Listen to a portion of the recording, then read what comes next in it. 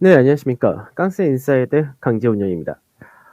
오늘 옵션 만기일입니다. 그래서 시장 자체가 방향을 현재까지는 명확하게 보여주지 않는다, 이런 모습이다 말씀을 드려야 될 것 같은데, 우선 지금 시장을 보게 되면은 거래소 같은 경우는 소폭의 약밥 정도 나타난다 되고요. 그리고 코스닥 같은 경우가 뭐 1% 정도대 하락을 보이다가 지금은 조금 하락을 축소했다 정도 이렇게 됩니다. 그래서 상승 종목과 하락 종목이 조금 더 많다 정도. 그래서 이제 실질적으로는 오늘 업종별 종목별 차별화가 계속해서 이어진다고 봐야 될 것 같은데, 거래소 같은 경우 수급적인 부분에서는 외국인과 기관의 동반 매수세가 그대로 이어지는 모습인데, 다만 거래 대금이 작다가 됩니다. 그만큼 거래 대금이 작은 상태에서의 동반 매수다 보니까 이제 강세를 띄는 것과 아닌 것이 많이 나눠지고, 실제로 업종에서의 강세란 부분을 놓고 얘기한다면 시장에서 지금 현재는 방산 쪽, 이쪽이 굉장히 좀 강한 그런 모습을 보여주고, 그 다음에가 이제 비철금속, 철강 이런 쪽의 강세를 역시 또 띄고요. 미드 코로나 관련주다라고 우리가 보통 이야기하는 이제 뭐 카지노라든지 여행 이런 쪽도 강세를 나타난다 되죠. 그러다 보니까 이제 시총이 굉장히 높은 쪽에서는 오히려 좀 쉬는 양상이 나타나고, 이제 에프카와 뭐죠?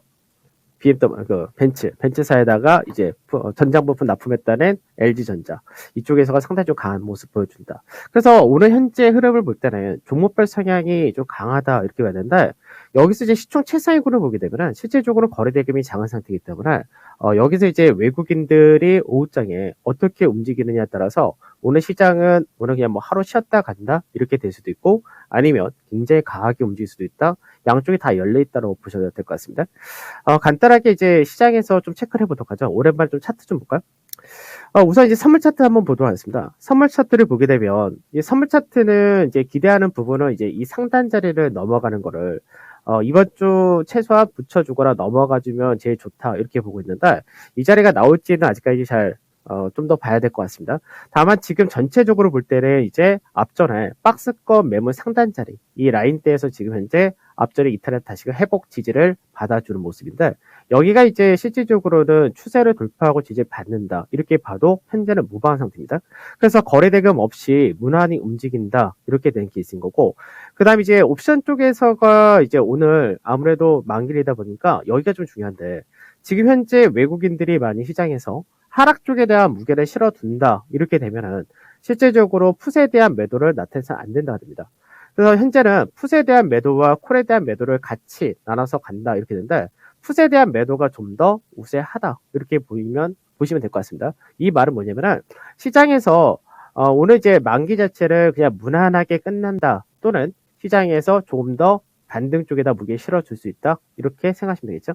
그래서 오늘 만기가 어저께 이제 지수가 좀 강하게 움직였던 부분이 있다 보니까 거기에 따른 영향을 오늘은 좀 숨고르기 그리고 콜 매도에 있었던 부분에 따른 프리백이 현재는 오전자 이렇게 이어질 가능성이 높다 정도 보시면 되고, 그 다음에 이제 수급적인 부분에서 뭐 만기 이후를 우리가 좀 생각을 해야죠. 사실은 우리가 이제 만기라는 거는 뭐 한 달에 한 번 정도 이렇게 들어온 거지만, 중요한 건 결국 수급이니까, 만기 이후에 전체적인 흐름이니까. 그래서 지금 선물 쪽에서 오늘 외인들의 매도가 좀 있습니다. 그러면 이제 어떻게 되냐면, 어저께도 설명해 드렸지만 앞전에 외국인들이 선물에서 가장 많이 샀을 때, 그리고 가장 많이 팔았을 때, 그리고 어제 많이 줄이는 모습을 보여줬었는데, 지금 다시금 매도를 조금 밀린다고 되죠. 그러면 외국인들이 추가적으로 현재 구간에서 추가적으로 매도할 수 있는 물량은 약 9천 개 정도 된다고 되어 있죠. 반대로 살 수 있는 물량은 거의 2만 개 가까이 된다 얘기입니다.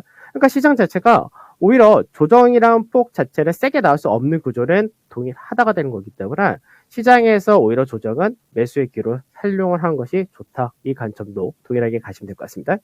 그래서 이제 오전장 같은 경우는 현재 그런 흐름이다로 생각하시면 될 것 같고, 여기서 이제 어저께 증권사에서 이제 그런 얘기가 나왔죠. 이게 올해의 실적 전망 이 부분에 따라서 바로 상향으로 바꿨다 이 부분이 나왔는데, 사실 이 부분은 이제 앞전에도 자주 말씀드렸던 부분이고, 이 부분은 뭐 오늘 또 방송에서 자세하게 또 얘기를 해드리겠지만, 국내 증시 이렇게 생각하셔야 됩니다. 앞전에 국내 증시 자체가 영업이익 전망자에서 계속해서 상향되고 있었죠.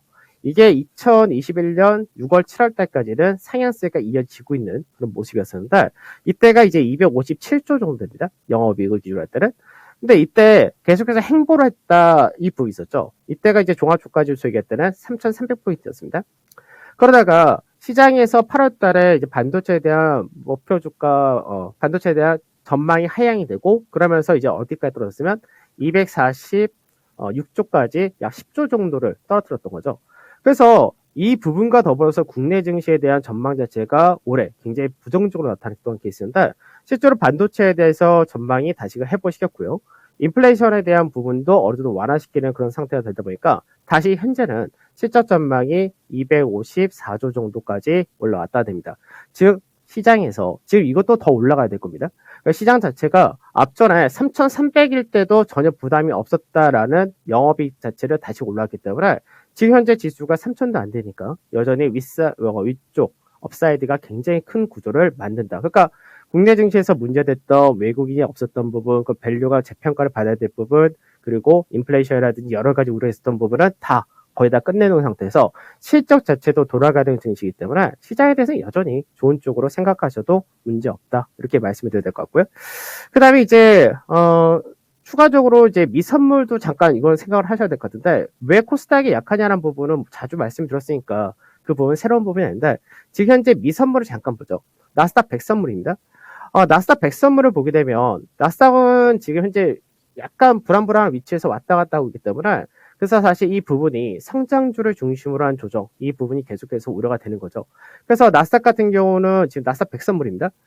계속해서 앞전에 하단 자리대를 결과적으로는 종가상을 깨지 않고 지켜주다가 이제 반등이 나왔다는데, 어제 나스닥 선물 지수에서는 저항을 받은 자리가 박스권의 딱 중간마디입니다.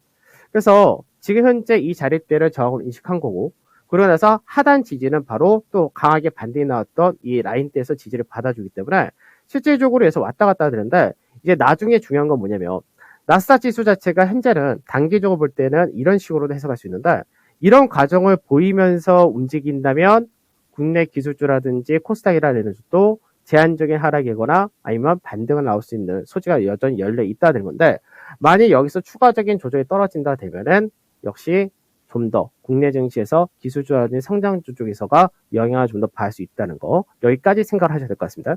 그래서 외국인들의 수급이란 부분도 이런 부분이 다 어느 정도 다 반영이 되어 있다고 생각하시면 될 것 같아요. 그래서 이제 오후장 같은 경우는 이제 어떻게 될 거냐는 부분에서 우선 이제 중요한 자리대는 동일합니다. 선물 같은 경우는 지지 라인대가 393.8에서 394포인트. 이 라인대가 이제 추세 돌파 지지 라인 되기도 하고, 뭐 중요한 가격대, 앞전에 박스권 매물이 있던 자리대 하단 자리입니다. 그 다음에 이제 395.5포인트를 이제 오후장에 넘어가는 과정이 나온다면은 이때는 외국인들의 현물 쪽에서 매수도 확대될 가능성이 있는데, 이렇게 될 때는 시총 최상위를 중심으로 매기가 확대될 수가 있습니다.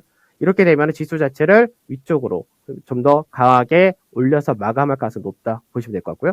환율은 지금 1188.455원 왔다 갔다 하죠. 그래서 원달러 환율은 여전히 1185원의 이탈 여부가 중요하다 정도. 그리고 아까도 말씀드렸듯이 만기란 부분보다 만기 이후의 시장에 대한 전망이 어떻게 되느냐, 이 부분이 중요한데, 좀 전에 실적에서 봤듯이 전망 자체가 여전히 좋다고 생각하셔야 됩니다. 그래서 시장에서 만기일날 또는 이 다음날 조정이 나온다 하더라도 오히려 받아야 되는 조정이다라고 생각하셔야 될 것 같고요. 윗자리 돌파 가능성이 여전히 높다. 그리고 매수는 여전히 현재 시장에서 실적과 경기 관련주를 중심으로 여전히 시장에서 모멘텀이 강하기 때문에 거의 뭐 비슷하죠. 앞전부터 계속해서 얘기했던 섹터라든지 업종 동일하기 때문에 이런 쪽을 중심으로 이제 접근을 하시면 될 것 같습니다. 자, 오늘 저는 여기서 마무리하도록 하고 내일 뵙도록 하겠습니다. 감사합니다. 네. 만기일 오늘 선물지수의 지지 라인 393.8에서 394포인트 선 제시했고요. 오늘장 395.5포인트 돌파 여부 지켜보자는 의견 제시했습니다. 원달러 환율 올해의 시가보다 아래에 좀 더 밀려 내려가 있는데, 이보다 더 낮은 1185원 선까지 또 하락할 수 있을지 시장 안정에 대해서 여기 이 지표를 통해서 판단할 수 있다라는 전략이었습니다. 자, 11시 구간에 방산주들이 올라가고 있죠. 퍼스텍이 가장 급등을 하고요. 빅텍도 10% 가까이까지 현재 상승폭을 유지하고 있는데요. 미국에서 북한에 대한 제재가 나왔습니다. 올해 2차례 미사일 도발이 있었고, 북한 쪽에서 극초음속 미사일이라고 주장을 하고 있는데, 만일에 이게 사실이라면 현재 우리나라가 갖고 있는 방어망에서 그 방어를 할 수 없는, 대비를 할 수 없는 그 기술력의 미사일이라고 합니다. 국가 안보에 대한 여러 가지 얘기들 계속 나오고 있고요. 극초음속 미사일 기술을 완성했는지 여부, 북한 쪽의 미사일 기술에 대해서도 계속 파악을 해보셔야 되겠습니다. 자, 방산주 오늘 11시 구간 급등하네요. 지금까지 투자 판단에 도움드릴 수 있는 내용들 전해드렸습니다. 다만 이 내용들 주가의 상승과 하락을 보장하지는 않는다는 점을 유의하시면서 잘 투자 판단해 보시기 바라겠습니다. 오전장 여기까지입니다. 오후장 잘 보내세요. 고맙습니다.